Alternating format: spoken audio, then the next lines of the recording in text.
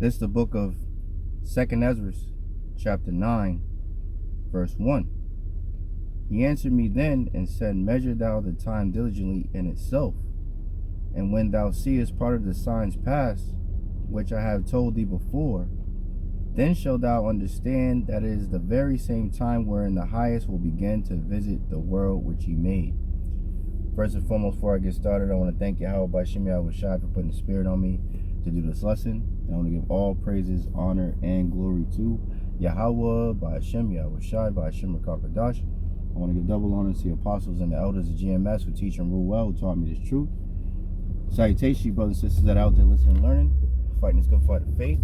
And salutations to my fellow brethren that are pushing this word in all truth and sincerity.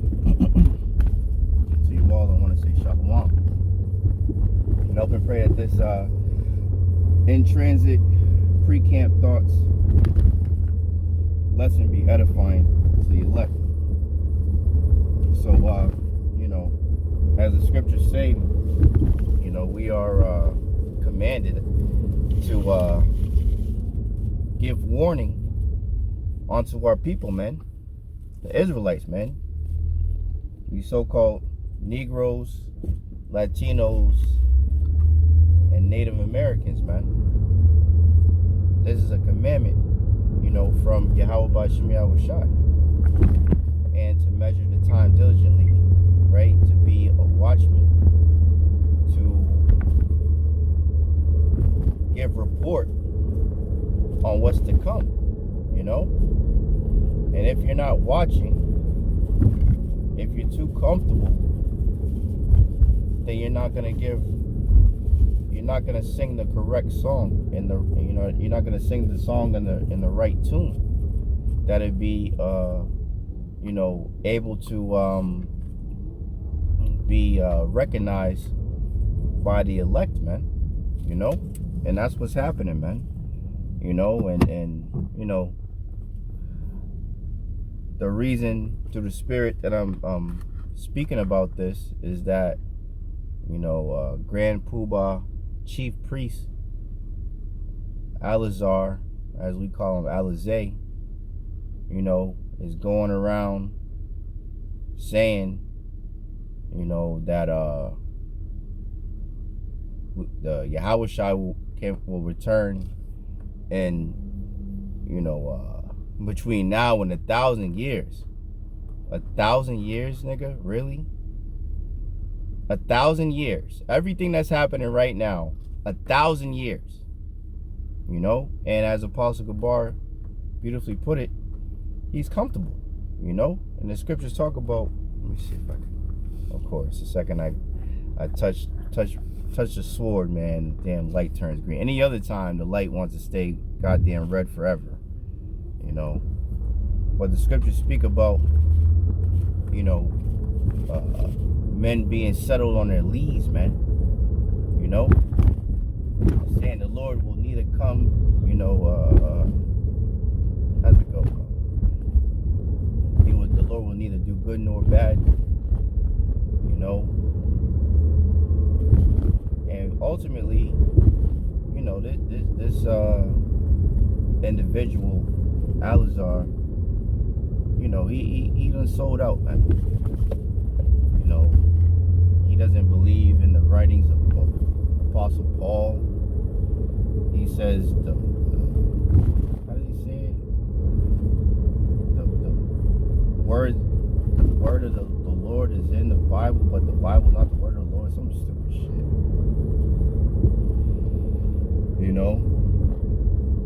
So he's completely compromised. He hasn't been fully persuaded, as the scriptures tell us to be. We're supposed to be fully persuaded in our minds that this is indeed the truth, man, and not be able to be moved by any wayward philosophy, man, doctrines, man, and as the elders of the elders of GMS Boston, Elder Amos and Elder Adama, we're going to the lesson, yesterday. We're not, they got a lot of, the men that do that, they got a lot of blood on their hands, man. They got a lot of blood on their hands, and they're going to have to answer for leading, the flock astray, man. Being false prophets, man. False pastors, man. You're supposed to guide the sheep. You're supposed to protect the sheep.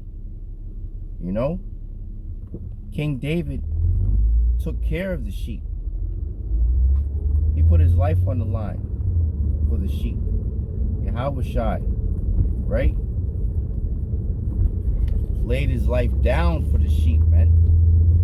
So you're supposed to take care of the sheep, man. You're not supposed to lead them astray, lead them to the slaughter. Telling them,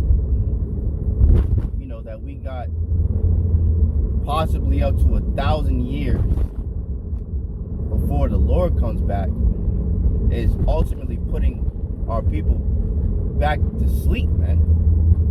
Oh, we're going to be in this captivity, under the devil for possibly up to 1,000 years before, Yahawashi comes back. We're going to have to suffer, die here. Our kids got to suffer, die here. Our kids' kids got to suffer, die here. Our kids' got to suffer and die here before Yahawashi comes back.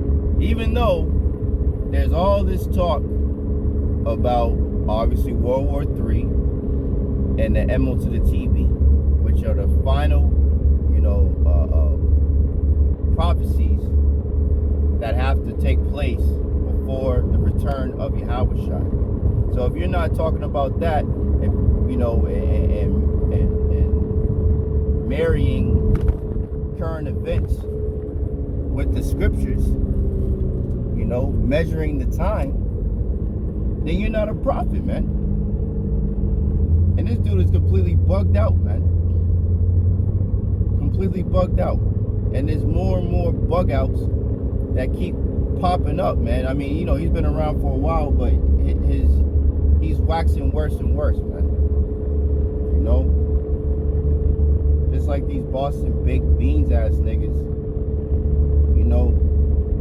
The fallouts, the bug outs that left from GMS Boston. Now they over here, they stop saying Yahawashi, they stop saying Yahawah. They just say Abanawa and Hamashiach, right? The titles, but they don't actually say their names, even though they know their names. Now they're saying Christ this, Christ that, Christ this, Christ that. You know what I'm saying? So there are many false anointed shall come forth in these days, man. Many false prophets, misleading the sheep, man. And that's the time that we're living in, man. So us sincere brothers, we got to continue to be, more and more diligent, more and more on our watch, because, these false prophets are out here, man, and they're leading our people astray, man. Let me see if I can grab this real quick. This is I don't think it's Ezekiel.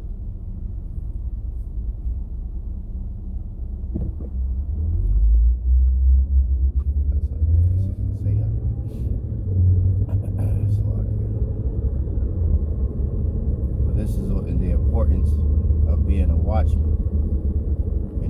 Standing on your tower, standing on your post, and watching for current events and letting our people know, blowing the trumpet and giving that correct sound, so that the children of Israel will make themselves ready for the battle, man. You're not making yourself ready for the battle if you're blowing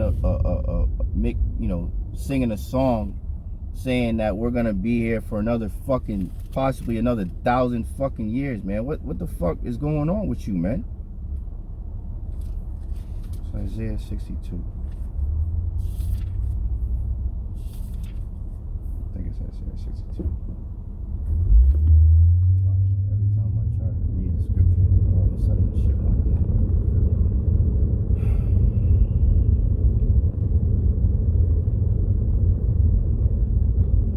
I don't even understand why there's so many goddamn people up, but anyway.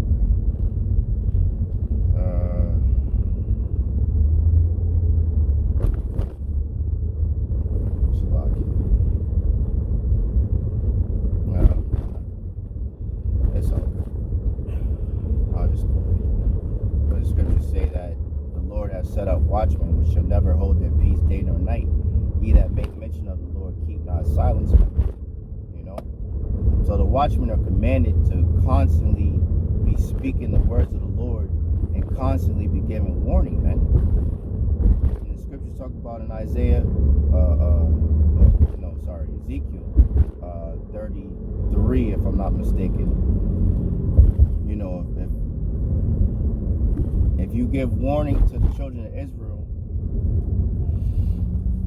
and they take not heed, you know, their blood is on their own head. But if you don't give warning, the blood is on your hands, man. So this is a very serious thing that we're partaking in, man. This is not for play, man. You know, you think just because, you know, you on no jumper and you got yourself a fucking Hellcat that you can escape the judgment of Yahawah Bahasham Yahawashi? You are sadly mistaken, man. You are deceived, man. The deceived and the deceiver are his. For you to think that receiving your consolation on this prize will exempt you from judgment is foolishness, man. Especially somebody that proclaims to be so knowledgeable, so wise, so understanding. Foolishness, man. Going on the, you know, you got one foot in the world, one foot in the truth, man. And that's why you're bugging the fuck out. And Yahawah Bahasham Yahawashi are gonna get rid of you niggas, man.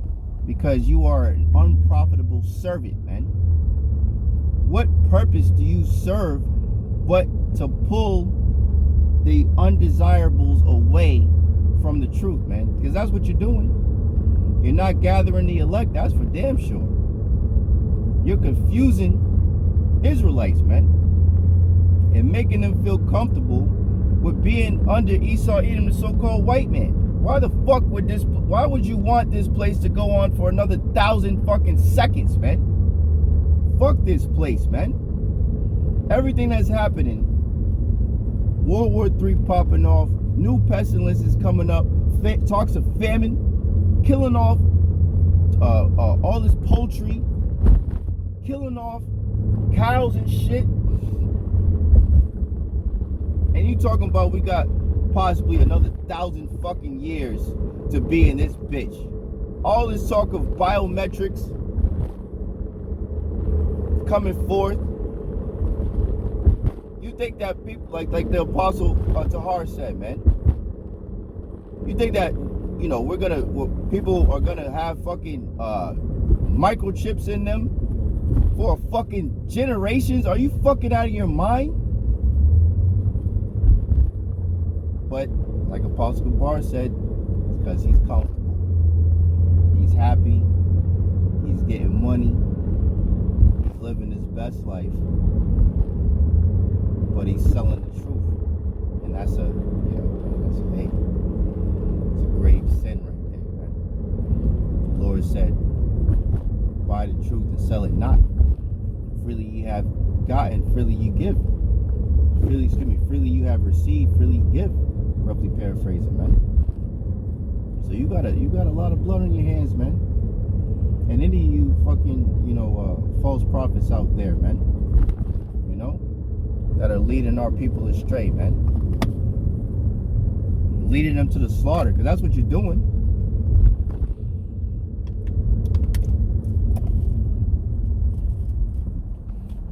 Here it is. There's a war going on outside no one is safe from. And you over here saying, oh, that troop that's coming isn't going to come for another, 100, 200, possibly 1,000 years. So what are you doing? You're putting our people at ease, man. You're not telling them, hey, get your shit together, man. Sirach 5:7, man. Make no tarrying to turn to the Lord, man. You're supposed to be on urgent, like, yo, this shit's about to go the fuck down. You better seek your power right the fuck now, or be destroyed. Not, oh, hey, 1,000 years later, Yahawashi is gonna come. Really? Can you imagine this place in 1,000 fucking years? How the fuck could it even last?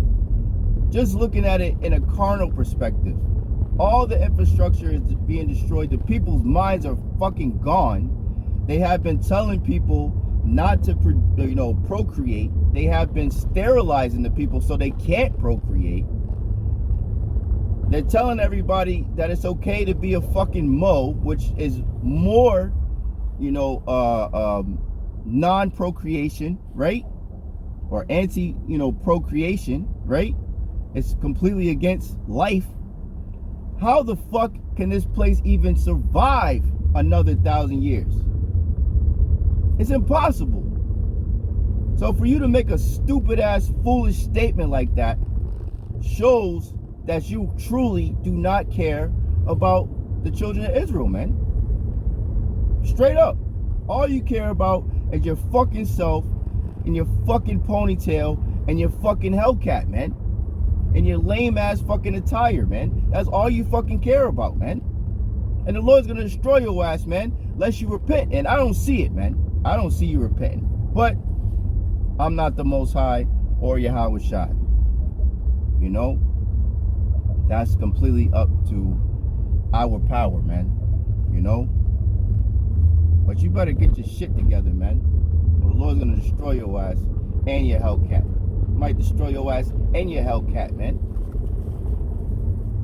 Talking this fucking bullshit, man. Anyway, I hope and pray this lesson was edifying to your elect. Salakia, it was a little bit of a rant, just being a watchman and then being around men that proclaim to be watchmen but don't actually watch is frustrating, man. It's highly annoying and irritating, man. But the Lord said that these things, would be, man. So and then we got to be around these fucking heathens being dumbasses all around us at the same time, man. We're supposed to be, the scriptures say, hasten the day of his coming, man. You talking about fucking 1,000 years is not hastening the coming of Yahawashi, man, at all. Like this place is fucking, this place is the shit. This is fucking captivity, man. You shall be brought to Egypt again with ships, bondage, nigga. You know that. The fuck you talking about?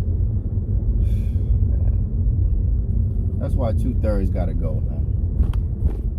2/3 have got to go. They serve no purpose but confusion and destruction, and just having our people just stay in a dumbass fucking state, man.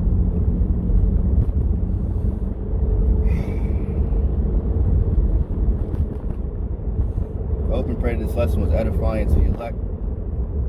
In closing, once again, I want to thank Yahawah Yahawashi for putting the spirit on me to do this lesson. I want to give all praises, honor, and glory to Yahawah, Bahasham, Yahawashi, Bahasham, Rakakadash. I want to give double honor to the apostles and the elders of GMS for teaching me well, taught me the truth. Salutations, you brothers and sisters out there listening and learning. Fight is good fight of faith. Keep fighting, keep striving, keep pushing. We're on the side of this bitch. and citation, my fellow brethren that are